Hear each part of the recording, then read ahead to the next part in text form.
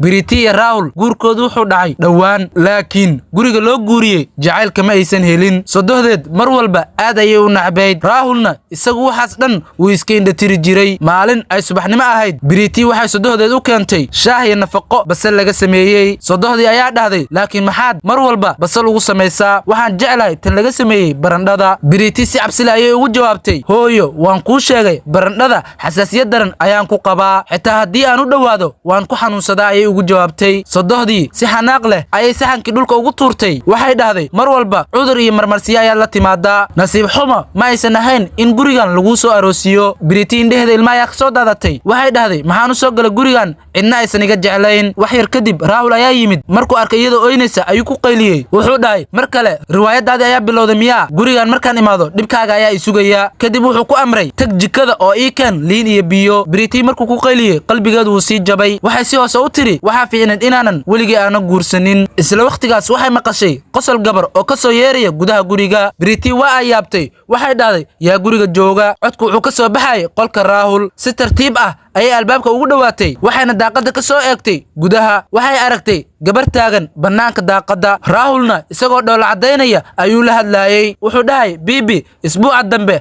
xaaskaygu waxay aadaysaa guriga walaalkeed, markaas waad ii soo geli kartaa. gabadhii ayaa qosashay. waxay dhahday, caawa gudaha i geli. Rahul ayaa yidhi, laakiin xaaskayga weli waa ay joogtaa. waxay ku tiri, markaa ku dheh bannaanka seexo una sheeg inaad shaqo qabanayso. Rahul ayaa qoslay. wuxuu dhahay, waa fikrad aad u wanaagsan. laakiin markuu albaabka isfuray wuxuu arkay Biriti oo wax walba maqlaysay. Rahul wejigiisa xanaaq ayaa qariyay. wuxuu dhahay, maxaad halkan ka dhegaysanaysaa? qasab caawa jikada seexo. Biriti iyadoo qalbigeedu burburay ayay guriga ka baxday. waxay tiri, waa inoo kala dhammaatay. meel sharaf iyo jacayl aana ka helaynin kuma noolaan karo. habeenkaas saacaddu waxay ahayd 11 saac ee habeennimo. Biriti keligeed ayaa waddada socotay, laakiin laba wiil oo sikhraansan ayaa arkay. waxay ku dhaheen, xaggee keligaa aadaysaa? kaale gaari ayaan ku saaraynaa ayay ku dhaheen. Biriti si xanaaq leh ayay u tiri, xitaa gaari ma haysatiin. wiilashii ayaa wejigoodu xumaadeen. waxay isku beddeleen cadow. waxay dhahayeen, warqabta iyada, warqabta iyada, warqabta iyada. Biriti iyadoo cabsanaysa ayay carartay. labadii wiilla wayba daba ordayeen. iyadoo daashay ayay aragtay warshad weyn. si degdeg leh ayay gudaha ugu dhuumatay. waxaan rajaynayaa inaysan gudaha igu imaanin ayay dhahaysay. waxay isku dayday inay halkaas ku nasato ilaa waagu uu ka baryaayo, laakiin si lama filaan ah ayay hindhiso xooggan u bilowday. neefsashadeedu way adkaatay. waxay dhahday, maxaa igu dhacaya? markay hareeraha eegtay waxay aragtay waxay ka naxdo. warshadda waxay ahayd warshadda jibsiga soo saarta ee barandhada lagu sameeyo. barandhadana xasaasiyad ayay ku qabtaa. nasiib darro barandhada meel kasta ayay taallay. mashiinno waaweyn oo barandhada shiila ayaa meesha yaalay. meeshana waa meel lagu sameeyo barandhada. Biriti jirkeedu u daciifay. waxay dhahday, waa inaan baxaa. waxay isku dayday inay albaabka furto, laakiin waa uu xirnaa. dibadda waxay ka maqlaysay codka labadii wiil. Rahul ayaa dhahayay, lacag badan ayaan inugu siinayaa inaad halkan ku xirtaan. Rahulna wuxuu ahaa ninkii qabay iyada. wuxuu dhahayay, subaxdii intaysan gaarin waa ay dhiman doontaa. Biriti markay maqashay magaca Rahul qalbigeedu gabi ahaanba wuu burburay miskiinta. ninkeedii ayaa dabin u dhigay. habeenkii oo dhan gudaha warshadda ayay ku dhibaatoonaysay. xasaasiyaddii ay ku qabtay barandhada ayaa jirkeeda gubaysay. neefta ayaa ku dhegtay.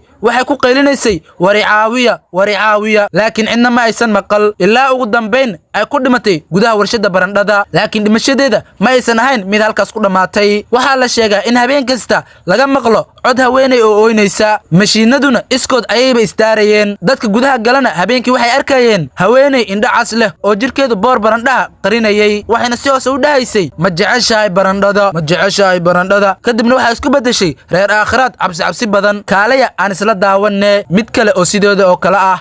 roob yar oo da'aya kadib hawadu waxay ahayd mid qabow. Rajni iyo ninkeeda Manoj ayaa suuqa dhinaciisa u socday iyagoo sheekaysanaya. si kedis ah Rajni sankeeda waxaa galay ur aad u macaan oo rooti kulul ah. waaw, urkan aad ayuu u macaan yahay, halkee ayuu ka soo baxayaa? ayay tiri iyadoo aad u faraxsan. waxayna tiri, waxaan hubaa in meel dhow rooti kulul lagu shiilayo. waxayna dhahaysay, waa cuntada aan aadka u jeclahay. Manoj ayaa fikiray. wuxuu dhahay, hadda maxaan samaynaa? markuu saas dhahayana wuxuu ahaa mid daalan. wuxuu dhahay, aan guriga tagno, shaqo badan ayaa ii taalla. waxay tiri, 2 daqiiqo oo kaliya ayay qaadanaysaa samaynteeda. Rajnina go'aankeeda way ku adkaysatay. waxay tiri, haddaan guriga ku sameeyo saacado badan ayay ugu qaadanaysaa. iyadoo urta daba socota ayay sii dhaqaaqday. Manoj oo aan rabin inuu raaco ayaa gadaasheeda soo socday. wax yar kadib waxay gaareen meel keen u dhow. goobtu waxay ahayd cidlo cabsi ah, codna lama maqlaynin marka laga reebo dabaysha geedaha dhex mushaaxaysay. Manoj ayaa istaagay. Rajni meel fiican maahan, cidna ma joogto ayuu dhahay. Rajni ayaa tiri laakiin urta halkan ayay ka soo baxaysaa. wax yar kadib waxay aragtay qol yar oo duug ah. banaankiisa waxaa fadhiday haweeney da'weyn oo shiilaysa rooti aad u macaan. dabka ka soo baxaya hawada ayaa ku faafinaya urkii aadka u macaanaa. waatan ayay tiri Rajni iyadoo qoslaysa. waxay u dhawaatay haweeneydii. eedo hal saxan oo rooti kulul ah ii keen ayay ku tiri. haweeneydii duqdahayd ayaa si tartiib ah u qosashay. indhaheedu waxay ahaayeen kuwo cabsi ah. haa gabadhayda fadlan fadhiisa ayay ku tiri. Rajni afkeeda biyo ayaa ka soo baxayay markay aragtay rootiga dabka u eg. meeshu waxay ahayd aqal yar oo meel mugdi ah ku yaala. hareeraha mugdi iyo aamusnaan ayaa ka jirtay. eedo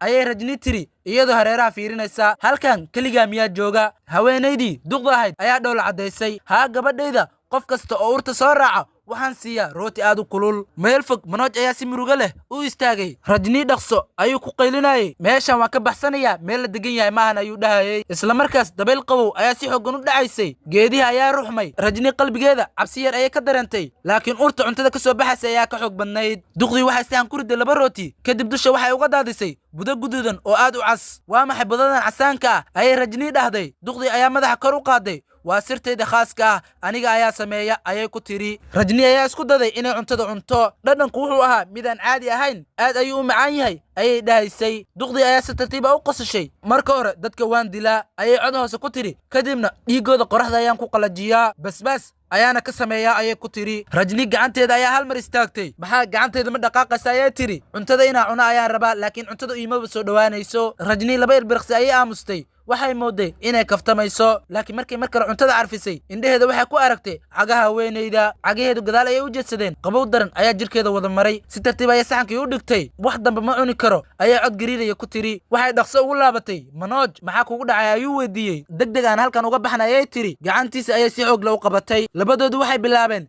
inay dib u laabtaan, laakiin si kadis ah haweeneydii ayaa hortooda ka soo muuqatay. waxay ku dhahday maxaa ninkaaga u diiday inuu cuno cuntadayda? markaas wejigeedu wuxuu isku bedelay wax aan bini'aadam ahayn. indhaheedu waxay noqdeen casaan dhalaalaya. afkeeda waxaa ka soo baxayay ilka dhaadheer oo dhiig leh. timaheeda oo madooba ayaa hawada ku kala firdhaayay. Rajni iyo Manoj cabsi darteed ayay la gariireen. waa hagaag ayay reer akhraadii ku tiri qosol cabsi ah. haddii aydan rooti rabin carabkeeda dheer bishimihiisa ayay ku leeleefaysay, laakiin sirtii ii qarsaneed hadda way fashilmatay ayay ku dhawaaqaysay. kadib si tartiib ayay ugu soo dhawaatay. waxay dhahday wax yaroo dhiig ah may siin kartaan. Rajni ayaa qosashay. Manoj gacanteeda ayuu qabtay, waxaana si waali ah ugu ordayeen kaynta mugdiga dhexdeeda. gadaasheeda waxay ka maqlayeen qosol dheer oo reer akhraadii ka soo baxayay. subaxdii xigtay warka ayaa ku faafay tuulada oo dhan. dadku waxay sheegayeen in kaynta agteeda ay joogto sixiroole iibisa rooti. qofkii urteeda daba socdana inuusan si fudud u soo laaban doonin. daawada sheekadan innaba caadi maahan kowdhe, bal subscribe-ta un saara, fiidiyoogana leeg saara. anaa sheekooyin waali ah iga rabtaane.